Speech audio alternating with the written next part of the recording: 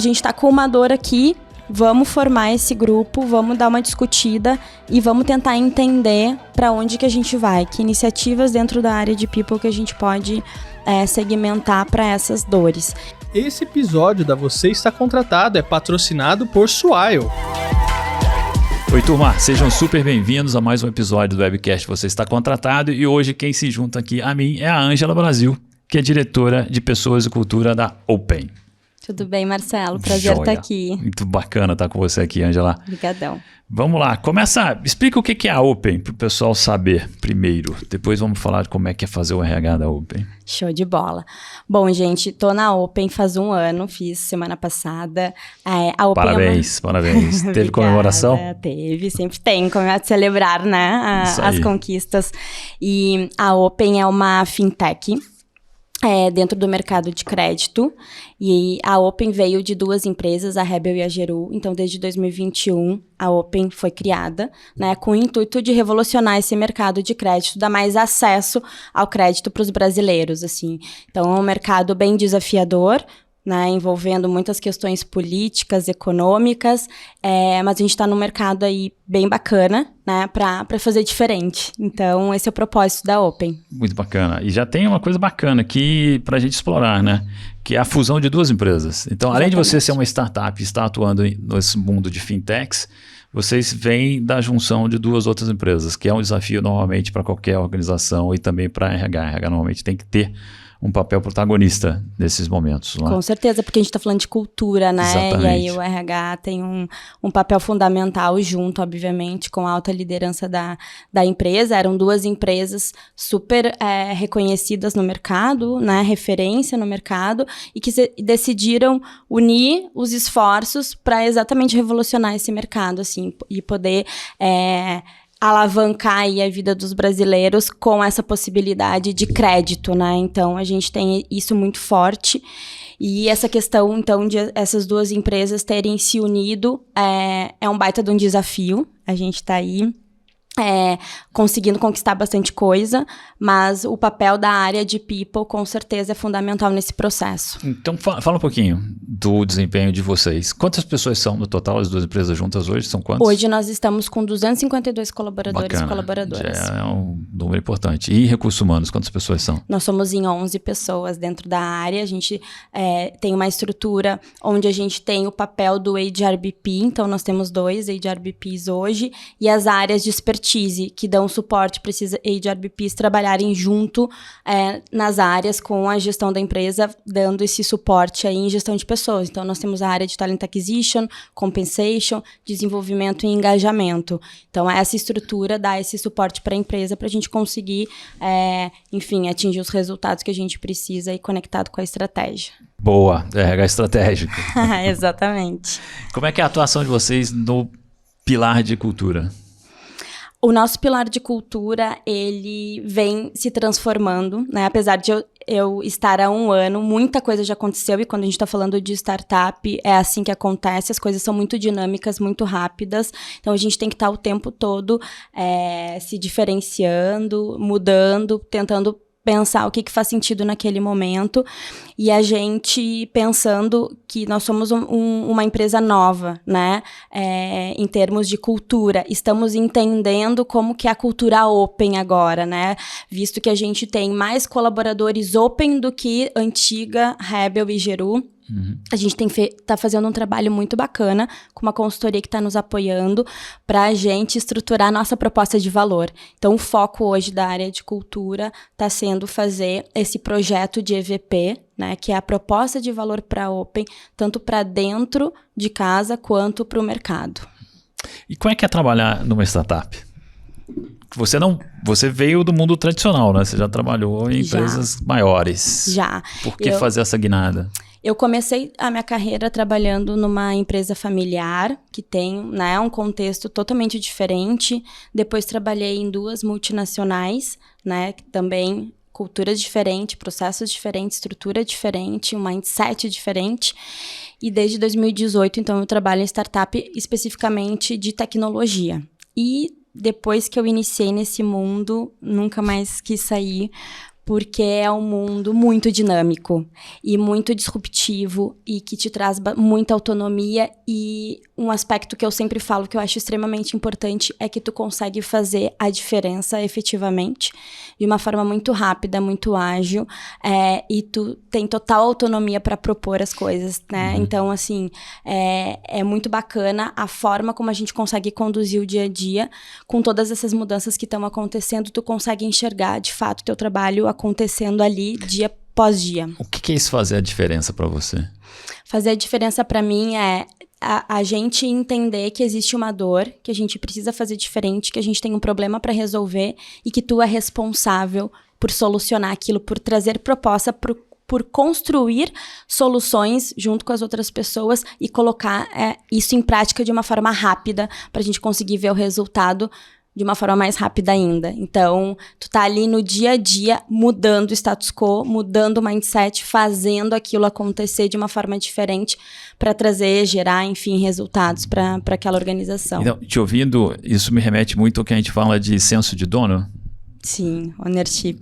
Exatamente. E é isso, você sente mais forte em todos que trabalham numa startup esse tipo de atitude? Sinto, porque tem uma estrutura muito mais horizontal.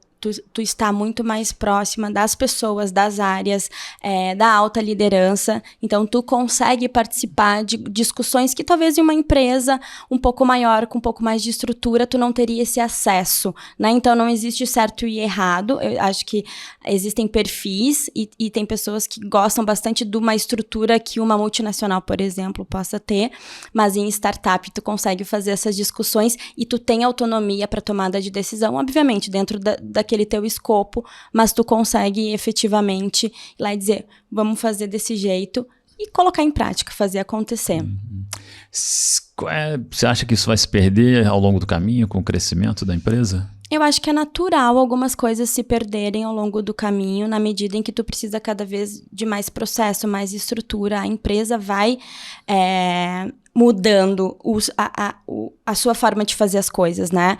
Eu já participei, né, anteriormente da OpenCo também, o crescimento da minha empresa anterior, e é diferente quando a gente tem um número de colaboradores, 50 pessoas, onde muita coisa, inclusive, a gente toma decisões ali no cafezinho, que a gente acaba brincando, né?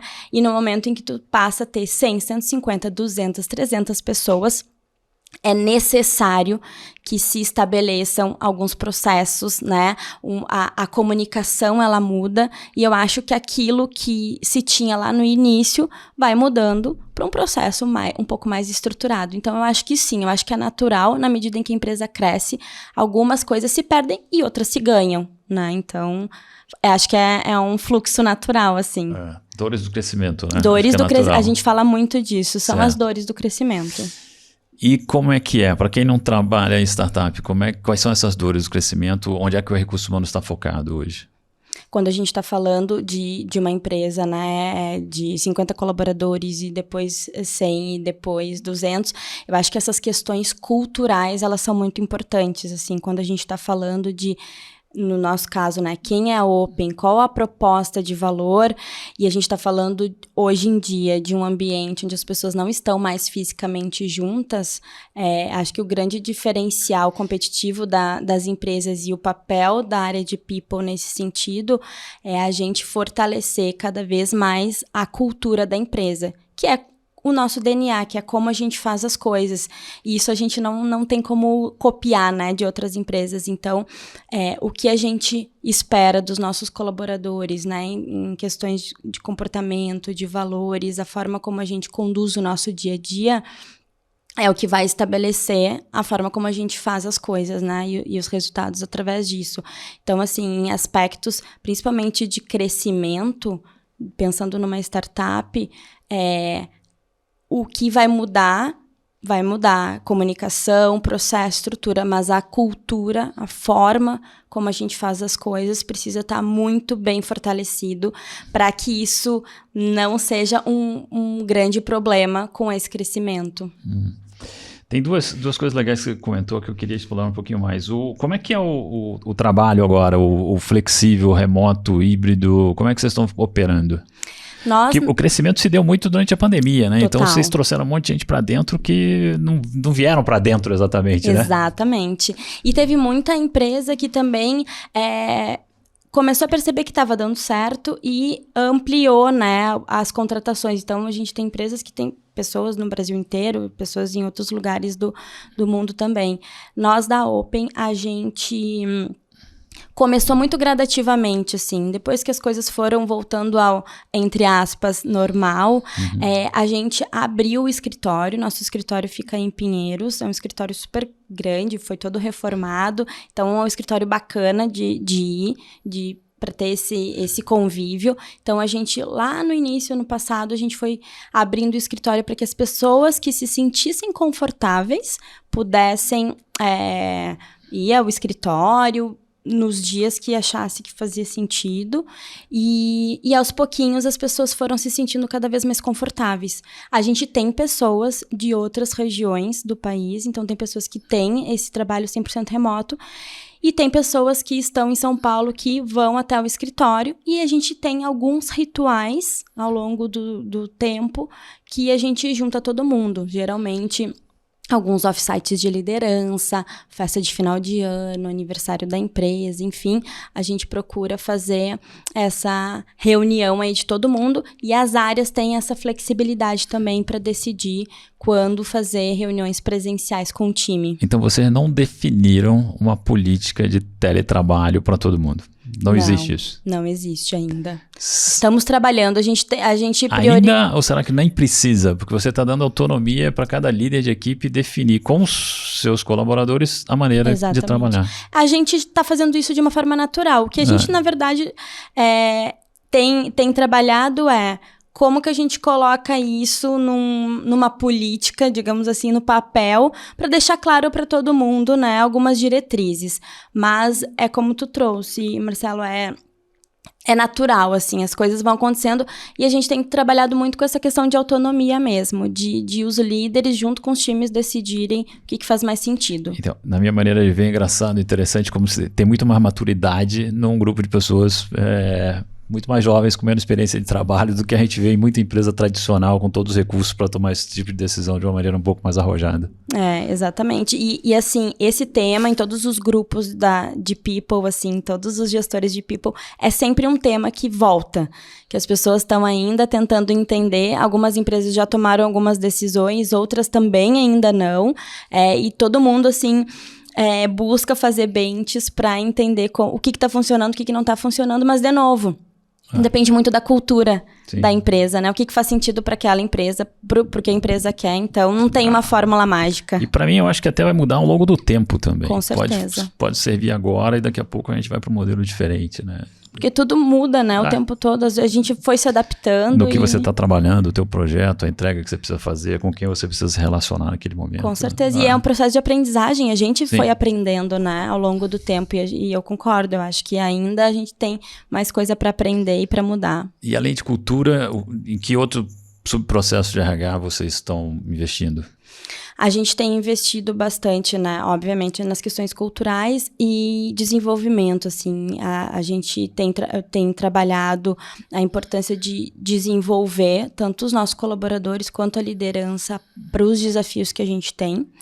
E a gente tem focado em alguns projetos, né? Então, a gente aplicou o Great Place to Work para entender um pouco o engajamento dos nossos colaboradores em relação à liderança, em relação a aspectos de gestão de pessoas, em relação à empresa como um todo, né? E aí a gente aplica também o ENPS para entender também essa conexão que os nossos colaboradores têm.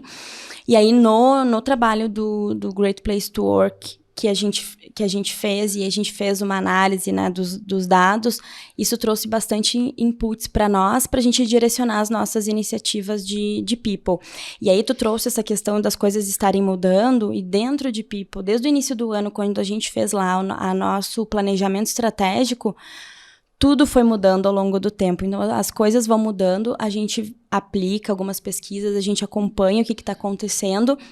E esse planejamento, ele vai se moldando ao longo do tempo de acordo com as necessidades, Então, né? você está dizendo que o planejamento que foi feito na virada do ano já não se aplica mais, Não. apenas 8 meses depois. A estratégia, ela é a mesma. A estratégia não mudou. A estratégia de people, né, sustentando aí a estratégia da empresa, né? Então, como que a gente vai fazer as coisas num olhar de people?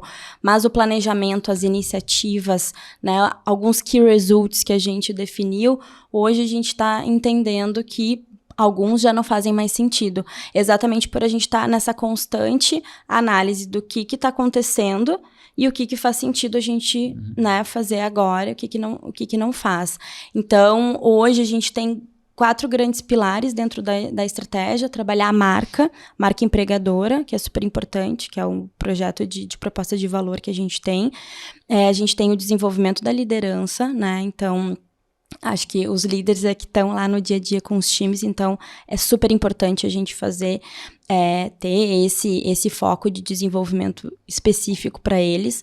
Desenvolvimento dos nossos times, então a gente está agora implantando uma nova ferramenta, uma plataforma de educação, de trilha de carreira para desenvolver, né, os nossos times, e as questões culturais de engajamento, de conexão dos nossos colaboradores com a nossa cultura e o nosso propósito. Boa. Eu te ouvi falar numa live sobre People Analytics. Sim.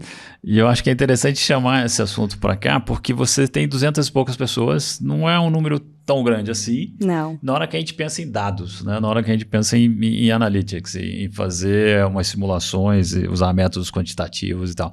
Mas você está usando e tem trazido bons resultados para a Open. Então, vamos começar de outro lado aqui. Você é pedagoga. Sou pedagoga. O quanto de métodos quantitativos, estatísticas você estudou lá atrás? Não, Marcelo, e assim, eu fiz pedagogia na Universidade Federal do Rio Grande do Sul, né? Meu sotaque acho que me entrega, né? Sou de Porto Alegre. E a URGS, ela tem um viés muito forte a pedagogia em sala de aula. A gente sabe que a pedagogia, ela tem, né, várias frentes que podem ser trabalhadas, mas na URGS, né, na minha época, era bem focada em sala de aula. Então, assim, era isso, era uma formação para se tornar professor. Didática, né? De sala de Exato, aula. Didática de sala de aula. E aí eu fiz um MBA em gestão de pessoas, quando eu descobri essa amplitude da pedagogia e comecei a ler um pouco mais sobre a área de gestão de pessoas, eu me apaixonei, me encantei, fiz um MBA e eu já estava pouco mais da metade do MBA e aí consegui ingressar na minha primeira experiência, que foi a empresa familiar que eu comentei, onde eu pude aprender. E assim, People Analytics, de uma forma geral, é muito recente, principalmente aqui no Brasil, né? Mas, então, assim, profissionais da área de People, eu chutaria que a grande maioria não tem, assim, essa expertise, né? Isso não vem com as formações. Apesar de a gente ter diversas formações hoje em dia na área de People, então, antigamente era administração, psicologia, talvez pedagogia, e hoje a gente sabe que a gama é muito maior, mas essa expertise, ela vem sendo trabalhada e desenvolvida, acho que há pouco tempo, assim. E eu acho que o nome... E aí, Marcelo, tu tem a expertise maior, a tua aí, de People Analytics. O nome People Analytics, às vezes, até assusta, assim. Nossa, para eu ter um People Analytics, eu tenho que ter, assim, um projeto da NASA, eu vou ter que ter cientista de dados. Então... Ter esses sistemas, né? Ferramentas. Softwares tipo R2, StatGraph, é tudo em inglês, é tudo complicado. Exatamente. Então, tem uma conotação de, nossa, né, People Analytics. Mas eu sempre tive muita vontade, assim, de evoluir esse tema dentro da área de People, porque no fim do dia... a gente está falando de tomar decisões. E a gente está falando de tomar decisões dentro de uma área que envolve pessoas. Pessoas são complexas, né? E são pessoas analisando pessoas. E eu acho que o People Analytics, esse Analytics que a gente pode trazer, ele vem com um viés de não enviesar. Então, a gente, como ser humano, tem uma tendência de enviesar algumas coisas, porque a gente tem as nossas experiências, a gente tem os nossos julgamentos. Então, a gente utilizar as metodologias, enfim, de People Analytics, para os números conseguirem nos dizer o que de fato está acontecendo, e a partir dos números a gente começar a entender e aí sim gerar os insights e direcionar as nossas iniciativas o mais neutro possível, eu acho que é aí que a gente tem um dos ganhos, eu acho, de a gente começar a construir isso dentro da área de people, assim. Tem umas frases que você colocou que são muito importantes, né? De como lidar com dados e como fazer people analytics. Você falou, deixa o dado falar com você, né? E você tem que ser neutro. Então, é coletar os dados, levantar algumas hipóteses, testar essas hipóteses, né? Deixando que o dado... E não colocando o teu viés nessa busca, né? Não tendo viéses de autoconfirmação também, né? O viés de confirmação, eu acho que um dos que mais acontecem, né? A gente faz o levantamento de dados para confirmar aquilo que a gente está pensando. Então, eu vou lá, né? E aí, não, é isso. E isso é totalmente o oposto do de People Analytics, né? A gente tem que ter qualidade dos nossos dados. E quando eu falo qualidade, não é essa robustez que eu trouxe de uma super ferramenta, mas a gente ter qualidade naqueles dados. E, obviamente, tem as pessoas olhando para aqueles dados, né? Então, assim, o dado por si só também não vai nos dizer nada. Existe um contexto, né? A gente tá lá, a gente tem que entender a cultura, a gente tem que falar com as pessoas, mas de uma forma mais neutra possível para que esse dado venha com uma qualidade onde a gente consiga gerar os insights que traduzem efetivamente a realidade. Benefícios lembra difícil, não é mesmo? Só que não. As empresas que almejam atingir um resultado superior sabem que o time representa um importante ativo para o seu negócio. Bom, pensando nisso, oferecer benefícios para os colaboradores é algo cada dia mais necessário e diferenciador, mas pode ser um grande desafio. Por isso eu te apresento a Swile, benefícios inacreditáveis que você pode oferecer. Acesse já o site que se encontra na descrição desse podcast e conheça mais. Os verdadeiros benefícios que chegaram para simplificar a vida de todo mundo. Você trouxe outras habilidades que o profissional que está fazendo esse trabalho precisa ter já, né? Você falou de conhecer do negócio, ter acesso aos dados, conhecer do RH para você conseguir fazer a conexão RH. Sim. E tem outros, mas daqui a pouquinho a gente comenta os outros. Mas vamos falar de alguns exemplos onde você já utilizou Legal. a análise de dados. Vamos falar em português agora para simplificar um pouco, parecer mais fácil. Com certeza, porque às vezes dá um medinho assim, né? Você tem algum software super complexo da NASA para fazer isso por vocês? Não. E quem é de People sabe que o nosso budget, na grande maioria das vezes, né, o nosso orçamento é bem reduzido. Então, não, a gente não tem, assim, uma super ferramenta. O que a gente fez na Open, né? A gente entendeu que a gente, como People, tem expertise de People, mas a gente não tem uma expertise tão aprofundada ainda de ciência de dados ou de análise de dados, né? O Analytics, efetivamente.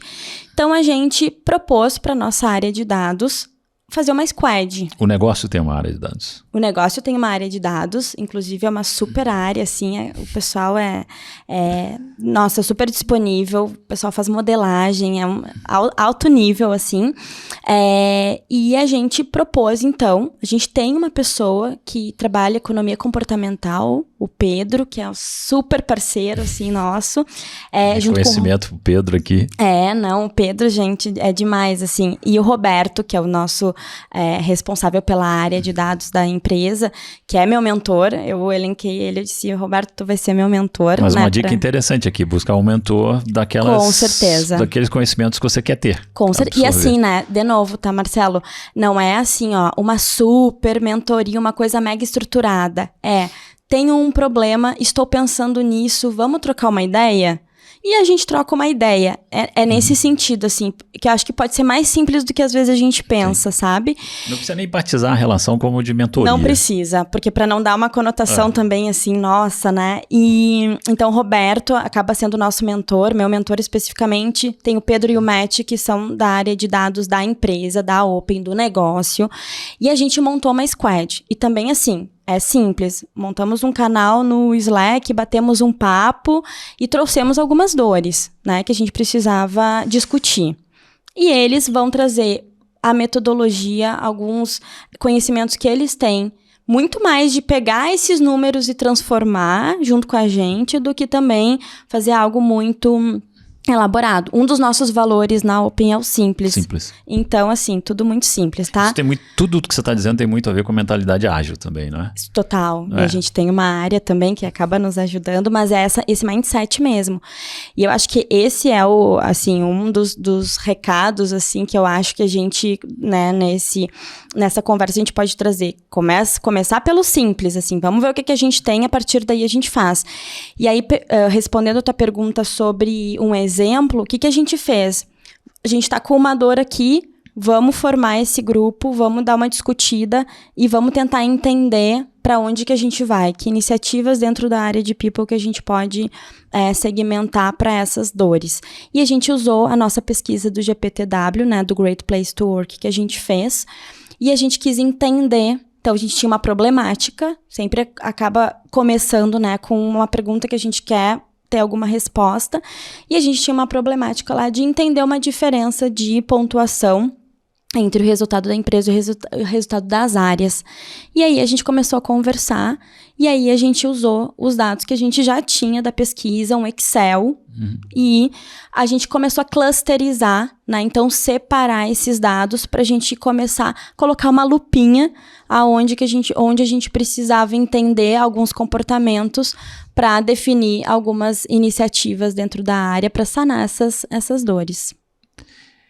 Fala um pouquinho mais, como é que contas, que simulações, que Legal. hipóteses vocês levantaram? Boa. O que a gente fez, então? A gente pegou esses dados, a gente separou, a gente chama de clusterizar, né? Mas separar os dados. Você está sendo técnica agora. Exato, porque agora, né, a gente está convivendo lá com a galera, então a gente está usando a nomenclatura ali da área, mas é nada mais do que ir separando. A gente tinha alguns gaps dentro das respostas do GPTW e a gente utilizou os nossos maiores gaps, onde a gente identificou dentro dessas duas esferas, empresa e área. E aí, eu acho que isso é importante assim também, a gente ir separando. Não vamos pegar todos os dados e olhar para tudo. Vamos entender aquilo que faz mais sentido ou aquilo que tem a maior dor, para a gente poder dar uma segmentada e até conseguir focar naquilo que realmente faz sentido. E aí, a gente usou uma das clusterizações e começou a desmembrar esses números e entender quais eram as perguntas que a gente tinha o maior gap, e começamos a ler o quali também, porque é aquilo que eu trouxe, né? Tem o quant, mas também o quali é importante para a gente entender o contexto. Concordo com você, na minha prática também, minha experiência também foi assim, né? Vamos confirmar, né? Vamos fazer as simulações com os números, vamos entender algumas coisinhas, mas vamos confirmar com quem está lá na linha de frente, os líderes, as pessoas, e bater o quali com o quant também. Exato, porque o número por si só ali, né, ou o dado por si só, ele não se estabelece ele sozinho, né? Então, acho que essa é a grande questão. A gente usar a expertise dos números ali, dos dados que eles estão nos trazendo, com a expertise de people, que é olhar o quali, é quem conversa com as pessoas. Então, essa dobradinha aí eu acho que faz super sentido. E qual é a dor que você pode comentar pra gente aqui? O que a gente identificou, né? Em relação a esses gaps, no fim do dia, a gente levantou, obviamente, algumas hipóteses do porquê que aquilo estava acontecendo, e eu acho que isso é muito legal também. Sempre vão ser hipóteses, não é uma verdade absoluta, é baseado naqueles dados, baseado no quali a gente entende que pode ser isso. E aí a gente também valida com as pessoas, enfim, acho que faz sentido isso. E aí a gente identificou, então, também, sem vieses, de forma neutra, vamos ver o que os dados vão nos trazer, o que hoje a gente tem de principal dor, pensando naquela esfera ali do Great Place to Work. E aí a gente identificou algumas defasagens que a gente tem, principalmente ali em algumas questões de alinhamento, de comunicação, de como que as áreas estão operando. E o bacana foi que a gente pôde apresentar e compartilhar com a liderança da empresa essas hipóteses, né, essas dores que a gente identificou, e poder discutir, é isso mesmo? E como que a gente pode fazer diferente para que isso não seja mais uma dor daqui para frente. E com certeza o vocabulário e a maneira que vocês utilizaram para comunicar foi diferente, né? A partir do momento que você tinha tabelas, gráficos, números, vocês comunicou melhor com o pessoal de negócio. Exatamente. que vem de finanças. Exato. A grande maioria dos nossos gestores, enfim, são engenheiros, né? A galera de finanças.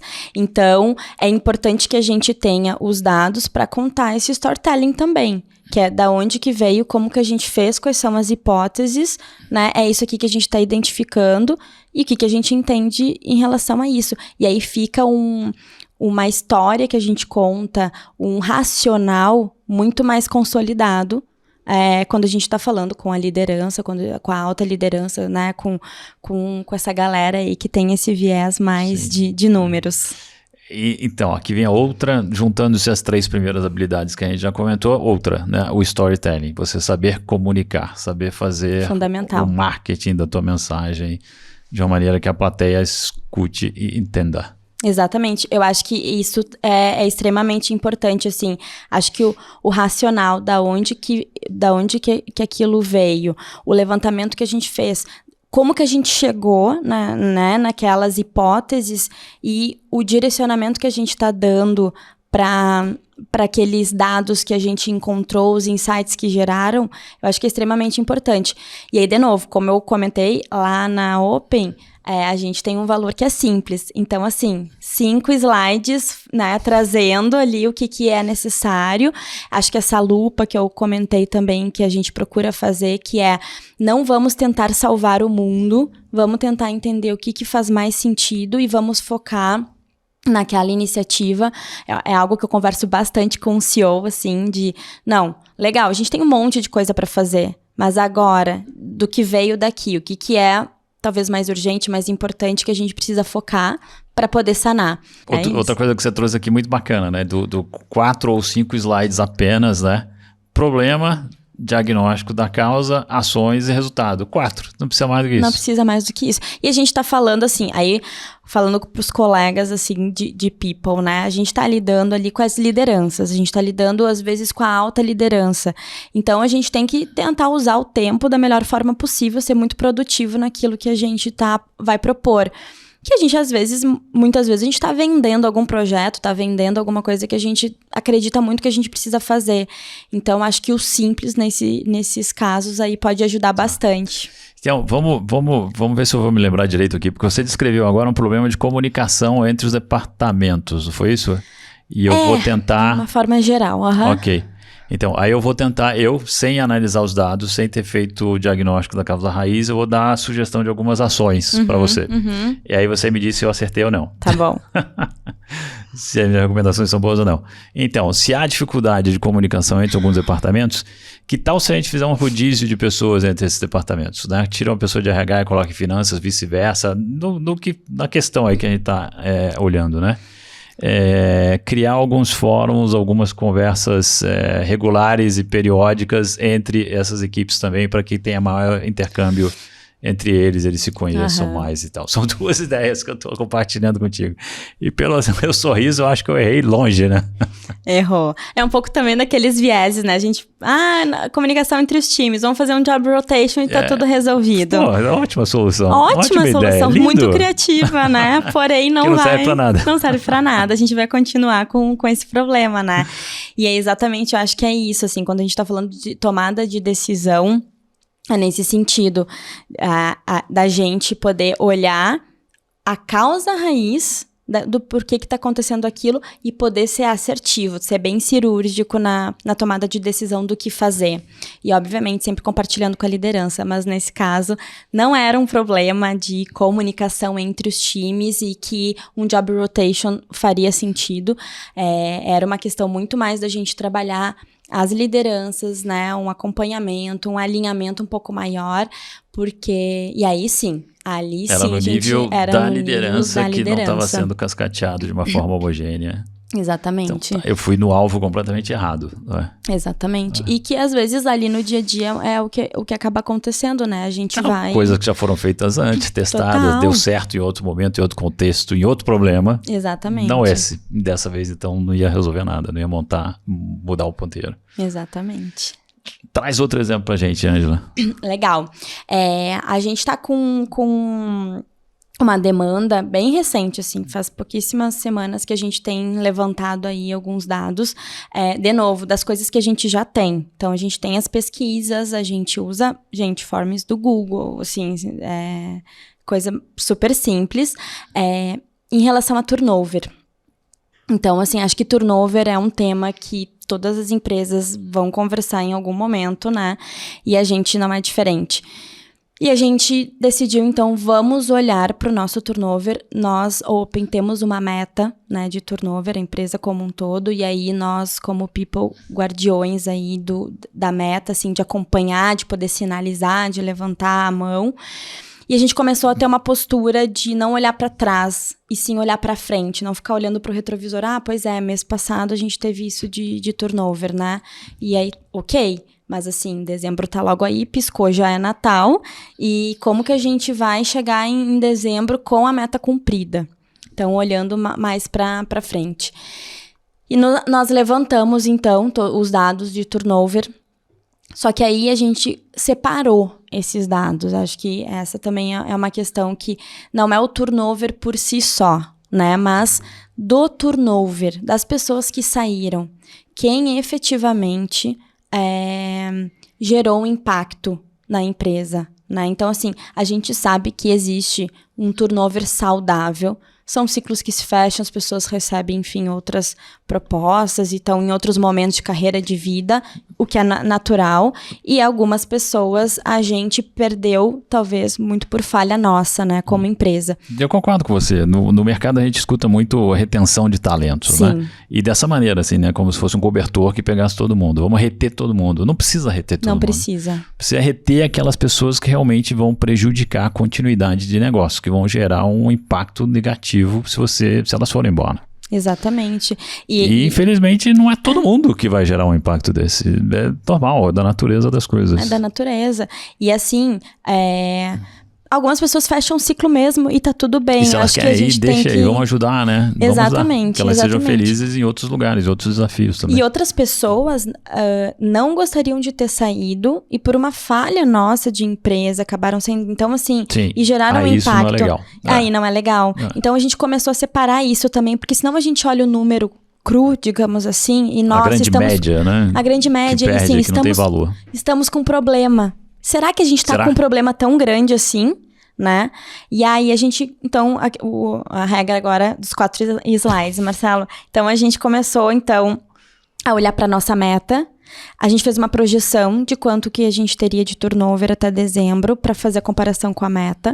A gente separou o que era esse turnover que a gente acabou de discutir aqui. Não, esse turnover aqui, um turnover que a gente precisa olhar. A gente levantou essas pessoas e olhou as entrevistas de desligamento e aí a parte quali que a gente vem falando, né, que é super importante, os HRBPs acompanhando as pessoas que estão saindo, trazendo essa expertise também para análise, e aí a gente montou os top 3 motivos, e aí baseado nesses top 3 motivos, e aí obviamente a gente foi indo um pouco mais a fundo, assim, tá, mas o que quer dizer isso? Porque às vezes também assim, vamos lá, liderança. Mas o que de liderança? Remuneração. Mas o que de remuneração? Então, a gente destrinchou um pouco mais esses conceitos. E aí, último slide, a gente montou um plano express aí para os próximos 4 meses do ano, onde a gente identificou, assim, o cerne, né, do que a gente podia melhorar, e sempre com o mindset de, se a gente tivesse feito diferente, a gente conseguiria reter essas pessoas? Boa parte delas, sim, porque é aquilo, de novo, não vamos conseguir reter todo mundo sempre, né? Então, a pessoa recebeu uma proposta lá para trabalhar no exterior, ganhar em dólar. Tem coisas que são acionáveis e coisas que não são acionáveis. Então, a gente também usou esse conceito, digamos assim, que é também muito de People Analytics, que vão ter coisas que a gente vai identificar, que os dados vão nos dizer que é acionável da área de People, que é acionável do líder, que é acionável da empresa. E tem coisas que não vão ser acionáveis ou para a área de People e sim para o líder, ou mercado. Então, assim, a gente separou isso também e trouxe uma proposta para a alta liderança de isso aqui é acionável, isso a gente consegue fazer, se a gente fizer parte dessa galera, a gente não perde mais. E aí foi isso que a gente fez e foi super bem aceito, digamos assim, né? É bacana pensar dessa maneira, né? E categorizar entre acionável e não acionável, eu acho bacana. E que é o retorno do investimento também, né? Até onde a gente realmente... Onde a gente pode se mexer, fazer alguma coisa diferente. Exato. E até onde a gente vai. Quanto esforço a gente vai dedicar a isso. Que também tem o ROI dessas ações, né? O retorno certeza. que você vai ter com esses investimentos que você está fazendo. O que vale a pena fazer. Exato. Pensar um pouco mais como se pensa negócio também, né? Tentar equilibrar empresa, pessoa, né? A gestão de pessoas e a gestão de negócios, de alguma maneira. Não, com certeza. E eu acho que é um pouco disso que tu trouxe, assim, Marcelo, porque a gente faz isso nas outras áreas, né? Aonde que eu vou investir energia? Por exemplo, na área de produto, né? Eu tenho lá 5 frentes. Onde que está a dor maior? O que eu, como empresa, consigo fazer? O que talvez agora, nesse momento, eu não consigo? E eu vou despender a minha energia, vou investir a minha energia nisso aqui, que é super acionável, que se eu fizer, vai gerar um retorno, né, para a empresa, enfim. Então, eu acho que é um pouco disso também, People, assim, coisas para fazer e dores para a gente conseguir sanar, tem várias, né? Mas o que vai ser acionável nosso? E onde que a gente vai focar? Porque a gente ouve falar muito, assim, existem muitas questões do mercado também. E é o que tu trouxe, eu acho, do cobertor, assim. Às vezes a gente, e eu falo por nós, assim, às vezes a gente quer realmente abraçar o mundo. A gente quer tentar reter todo mundo. A gente quer trabalhar várias frentes para tentar, né, sanar todas as dores, e tem coisas que não são acionáveis, nossa, eu acho que na medida em que a gente consegue entender isso e focar naquilo que a gente pode fazer e que vai gerar resultado, que vai fazer diferença, a gente começa a ser um pouco mais assertivo. Muito legal, Ângela. Vamos fechar com esse teu comentário, que eu achei muito top.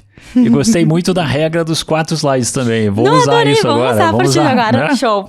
Vai ser agora batizado, a nossa... Criar uma expressão legal aqui. A regra dos 4 slides. Ótimo, gostei. De bola. Obrigado pela conversa, Ângela. Foi muito bacana. Eu adorei. Obrigada mesmo. Bom, obrigado você também que nos assistiu e a gente se vê no próximo episódio. Valeu, gente. Esse episódio da Você Está Contratado é patrocinado por Swile.